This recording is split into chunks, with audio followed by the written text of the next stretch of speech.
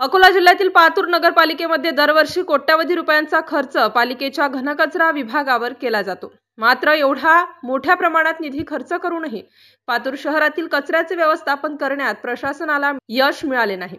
शहरातील रस्त्यांवर तसेच चौकांमध्ये असलेल्या कचरा कुंड्या नगर परिषद प्रशासनाने काढून टाकल्या आहेत। घरोघरी तयार होणारा कचरा गोळा करण्यासाठी स्वामी सर्व्हिसेस या खाजगी संस्थेला काम देऊन त्यांच्या माध्यमातून कचरा व्यवस्थापन करण्यास नगर परिषदेने सुरुवात केली आहे।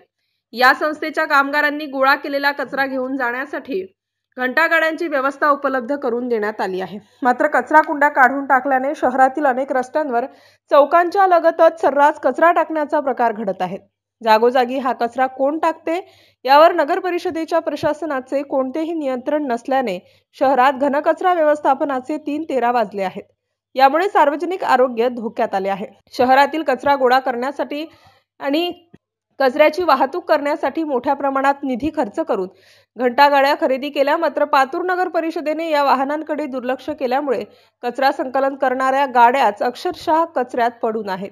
त्यामुळे कचरा संकलन करणाऱ्या वाहनांची कमतरता पाहता कचरा पोहोचविण्यासाठी मारल्या जाणाऱ्या फेऱ्या यातील व्यस्त प्रमाण यामुळे संबंधित ठेकेदारांची बिले तेवढी फुगत असल्याचे चित्र आहे।